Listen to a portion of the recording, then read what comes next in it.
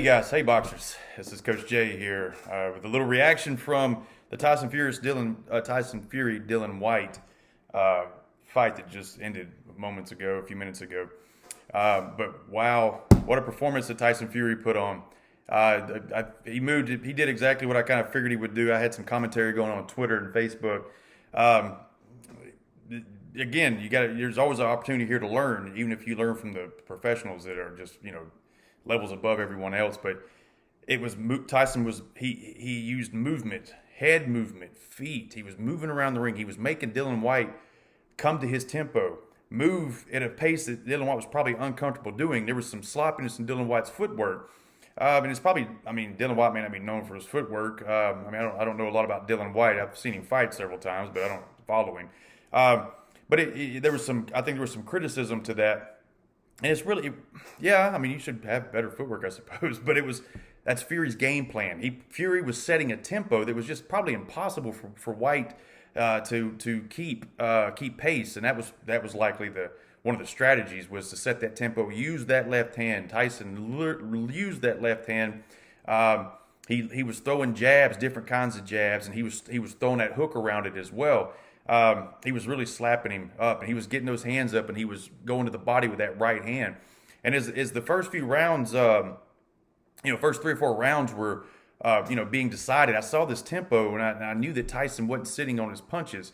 He was using every now and then he was rocking that right hand in there. It's a Crunk, he's definitely a Crunk disciple now. And I assumed there was going to be some hard shots, but as White was getting desperate, I knew that's when Tyson would probably start sitting on his punches, and I was making some commentary about it.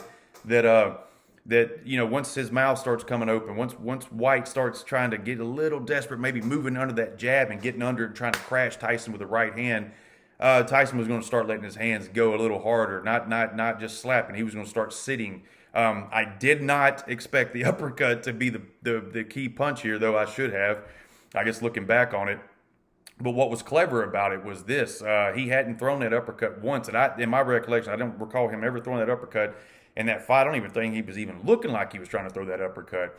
But it makes perfect sense. Him being taller, and then again, the Crunk style, you saw White try to get a little desperate. He was starting to make mistakes trying to get past that jab. And once he got in that jab, Tyson just waited for him and he launched it. And that's how you throw a really good uppercut. I know a lot of coaches don't like to teach throwing an uppercut from distance, from a mid distance, especially as when a guy's coming in, because it leaves you so exposed.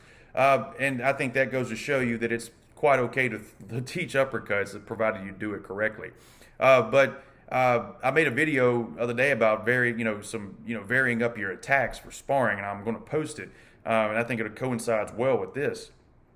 Was that you saw that he was varying up his attack. He was showing White different looks in there, and to the point to where he didn't even see that uppercut, probably didn't even consider the uppercut as a threat. He was probably more worried about that 1-2 coming down the middle, and White was probably willing to take his chances, getting inside and maybe tasting some of Fury's 1-2 power if he could land that overhand right, which White was trying to land often there, especially as the fight was getting away from him. You could see him kind of pressing a little bit, trying to land that overhand right, got a little sloppy. And I think that's what White was going to do, was going to try to land an overhand right, get Tyson staggered, maybe get him going backwards, and then, go to work, probably throwing his left hook and right again and try to get Tyson out of there, which White could have. He didn't. He didn't even come close. But White's plenty capable of landing something heavy. They're heavyweights. He's going to land something heavy, maybe get Tyson back on his heels, moving back, and then, White would try to go in and try to get him out of there. But again, though, I think Tyson knew that. Tyson's a clever fighter. But wow, what an amazing performance by a guy. And I hope he doesn't retire. I do want to see the Joshua or Usyk fight. Then he can retire. He was going to ride off in the sunset, but I hope he signs like a 2-fight deal. I think this was his last fight on his contract. He signs a 2-fight deal. He goes back into action next year, or maybe the end of this year, and probably fights the winner out of Usyk Joshua, and then retire. I don't know. I don't want him leaving like this. It seems a little unfinished, especially when you got Anthony Joshua there as another UK star. Of course, Joshua didn't hold up to his end of the bargain. He's lost 2 fights now. So I can maybe that fight isn't as important to Tyson as it once was. I get it. And Tyson's made a lot of money. he's going to go down as one of the greatest, and he should. He's a winner. He is a competitor. He knows how to fight. He knows how to win.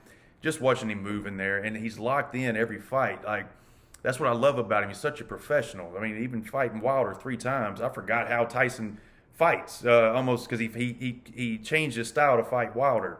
He put on a lot of weight. Then he learned from the end of the first fight how to get Wilder moving back on his back feet and not to sit there and box Wilder, because Wilder's only got to be right one time and you have to be right all the time.